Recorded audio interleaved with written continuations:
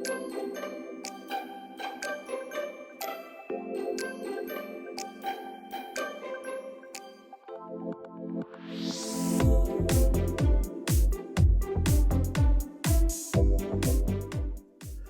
Morning, सुप्रभात, नमस्कार, सत श्री अकाल और आदाब। दोस्तों, ये है आपका अपना प्रिय आरजे आदि आदि कश्यप मुंबई का मानुस आपके लिए लेकर आया है आपका मनपसंद प्रोग्राम पॉजिटिव कर्मा।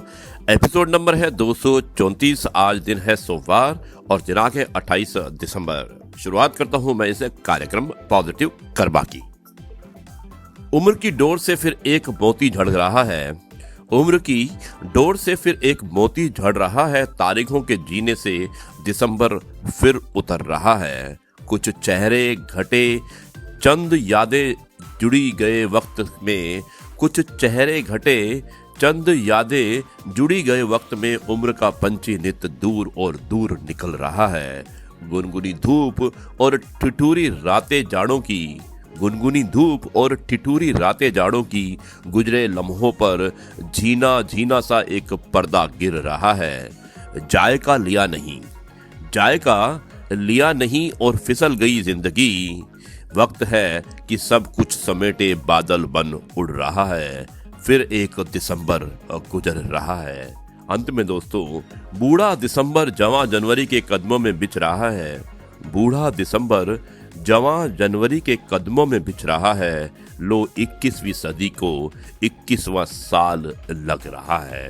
दोस्तों, यह है आपका अपना प्रिय आरजे आदि आदि कश्यप मुंबई चा मानुस। मुश्किल वक्त दुनिया का सबसे बड़ा जादूगर है, जो एक पल में आपके चाहने वालों के चेहरे से नकाब हटा देता है। दोस्तों, कोशिशें कर रहा हूं कि कोई मुझसे ना रूठे। कोशिशें कर रहा हूं कि कोई मुझसे ना रूठे। जिंदगी में अपने का साथ ना छूटे। रिश्ते कोई भी हो, उसे ऐसे निभाऊं कि उस रिश्ते की डोर जिंदगी भर ना छूटे। सुप्रभात दोस्तों, आरजे आदि आदि कश्यप मुंबई चा मानुस। अहंकार उसी का होता है जिसे बिना किसी संघर्ष के सब कुछ प्राप्त होता है। जिसने अपनी मेहनत से हासिल किया है, वही दूसरों की मेहनत की कद्र कर सकता है। दोस्तों, आज के स्पेशल जो कि आज दिनांक है 28 दिसंबर, मैं बताना चाहता हूं कि आज के स्पेशल में कुछ इस प्रकार है। भारतीय राष्ट्रीय कांग्रेस यानी कि इंडियन नेशनल कांग्रेस INC को अक्सर कांग्रेस पार्टी या केवल कांग्रेस कहा जाता है। भारत में व्यापक जड़ों वाला एक राजनीतिक दल है ये। 1885 में 28 दिसंबर को स्थापित ये एशिया और अफ्रीका में ब्रिटिश साम्राज्य में उभरने वाला पहला आधुनिक राष्ट्रवादी आंदोलन था।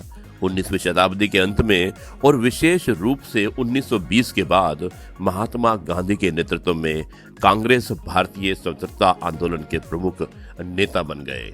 दोस्तों, ये था 28 दिसंबर के बारे में और ये है आपका अपना प्रिय आरजे आदि आदि कश्यप मुंबई चा मानुस आपके लिए लेकर आया है आपका मनपसंद प्रोग्राम पॉजिटिव कर्मा। अब मैं सुनाता हूँ एक कविता जो हमें निश्चित रूप से, जो हमें नियमित रूप से बल्कि सुनती हैं रश्मि पुनिया जी गुड़गांवा से। उन्होंने मुझे भेजी और बहुत अच्छी कविता है। ये भी 2020 जो जा रहा है उसके बारे में और 2021 जो आने वाला है उसके बारे में है, लेकिन 2020 का निचोड़ उन्होंने इस कविता के माध्यम से हमें बताने की कोशिश की है। धन्यवाद रश्मि जी, आपको ये कविता भेजने के लिए। मैं सुनाता हूँ इस कविता को। जा रहा हूँ मैं हूँ साल 2020, जा रहा हूँ मैं हूँ साल 2020। क्षमा करना नफरत स्वाभाविक है, छीना जो है बहुत कुछ। बच्चों से पिता को, बच्चों से पिता को, बहन से भाई को, पत्नी से पति को, ना जाने कितने रिश्तों से रिश्तों को। कारोबार, ऐशो आराम, सुख चैन, फहरिस्त लंबी है। द्वेष है, क्रोध है, नाराजगी है। इच्छा ये सभी की है, इच्छा ये सभी की है कि कब जाओगे, कब आएगी चैन की नींद। जा रहा हूं मैं हूं साल 2020। दोस्तों, आगे लिखती हैं रश्मि जी, लौटाया भी है बहुत कुछ मैंने, लौटाया भी है बहुत कुछ मैंने। नदियों को साफ पानी, पेड़ों को हरियाली, पहाड़ों को झरने, बेघर पशु पक्षियों को घर, धड़कनों को सांसें, जीवन को अर्थ, रिश्तों को प्यार, बागों में फूलों की बहार। बागों में फूलों की बहार, सर्दी की बर्फ, गर्मी की ठंडी हवाएं, सूखे को बरसात, जिंदगी को मौसमी सौगात, रखना याद हर हार के बाद, रखना याद हर हार के बाद है जीत, जा रहा हूं मैं हूं साल 2020। दोस्तों, अंत में लिखा है दुखों को नहीं खुशियों को याद रखना, मिली है जो सीख उसे संभाल रखना।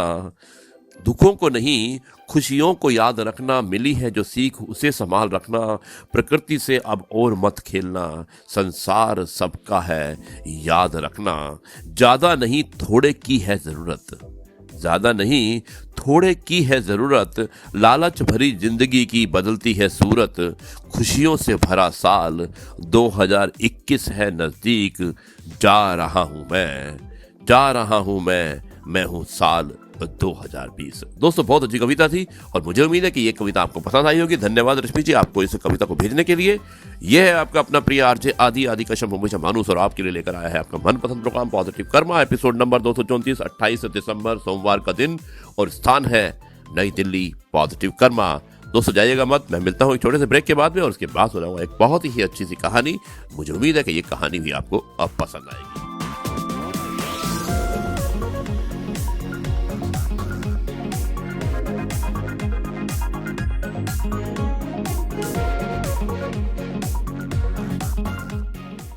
जी दोस्तों, एक बार फिर आपका अपना प्रिय आरजे आदि कश्यप मुंबई से मानुस और आपके लिए लेकर आया है आपका मनपसंद program positive karma, episode number 234, 28 दिसंबर सोमवार। और आपके लिए ये मैं एक विशेष प्रोग्राम जो आरजे आदि विशेष होता है, कुछ अलग हो जाए, उसमें लेकर आया हूँ एक बहुत ही अच्छी कहानी। और कहानी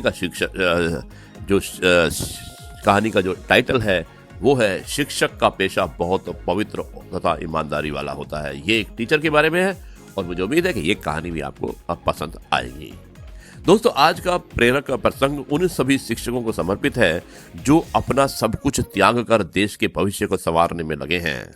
मैं सुनाता हूं इस कहानी को।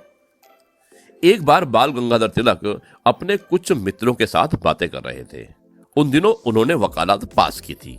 तो एक मित्र बोला, तिलक, वकालत तो तुमने पास कर ली है, लेकिन आगे के लिए क्या सोचा है? क्या अब सरकारी नौकरी करोगे या किसी कोर्ट कचहरी में वकालत? मित्र की बात सुनकर तिलक बोले कि अब तुमने पूछ ही लिया है तो सुन भी लो। मुझे ऐसे पैसे की जरूरत नहीं जो मुझे सरकार का गुलाम बनाकर रखे। मैं ऐसी वकालत नहीं करना चाहता जहां दिन में कई बार झूठ बोलना पड़े। दोस्तों, बात आई गई हो गई, सभी अपने अपने कामों में लग गए। एक दिन उनकी मित्र मंडली को पता चला कि बाल गंगाधर ने एक स्कूल में पढ़ाना शुरू कर दिया है और तनख्वाह है मात्र 30 रुपये महीना। यह सुनकर उस मित्र को सबसे ज्यादा आश्चर्य हुआ, जिसने कुछ समय पूर्व उनका मन जानने की इच्छा जाहिर की थी। वो सीधा तिलक के पास पहुंचे और बोला, ये तुमने क्या किया तिलक? वकालत की डिग्री लेकर अध्यापक क्यों बने? क्या तुम शिक्षकों की आर्थिक स्थिति के बारे में नहीं जानते? दोस्त, जब तुम अंतिम सांसें लोगे तब तुम्हारे दाह संस्कार के लिए भी घर में कुछ नहीं होगा। मित्र की बात सुनकर तिलक मुस्कुराते हुए बोले, मैंने जो पेशा चुना है वो बहुत पवित्र है, ईमानदारी वाला है। और रही अंतिम समय की बात, तो मेरे दाह संस्कार का प्रबंध नगर पालिका कर देगी। मैं इसकी चिंता क्यों करूं? तिलक की बात सुनकर उनका दोस्त बड़ा हैरान हुआ। उसने अब तक उसने कहा कि संतुष्टि के ऐसे भाव किसी भी व्यक्ति में नहीं देखे थे जो उसने तिलक के चेहरे पर देखे।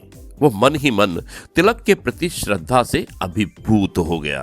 तो दोस्तों, ये थी एक छोटी सी कहानी शिक्षक के बारे में कि शिक्षक का सबसे अच्छा प्रोफेशन होता है और यही बाल गंगाधर तिलक ने किया था। ये कहानी कैसी लगी आप मुझे जरूर लिखिएगा। ये है आपका अपना प्रिय आरजे आदि कश्यप मुंबई से मानुस और आपके लिए लेकर आया था आपका मनपसंद program positive karma, episode number 234, 28 दिसंबर सोमवार का दिन और स्थान था नई दिल्ली। अब मैं इस कार्यक्रम को यहीं पर समाप्त करता हूँ और आपसे आज्ञा चाहता हूँ। कल आपसे एक बार फिर मुलाकात होगी एक नई कहानी, नए किस्से और नई बातों के साथ। तब तक के लिए मैं आपसे कहता हूँ जय हिंद, वंदे मातरम, भारत माता की जय, जय हिंद।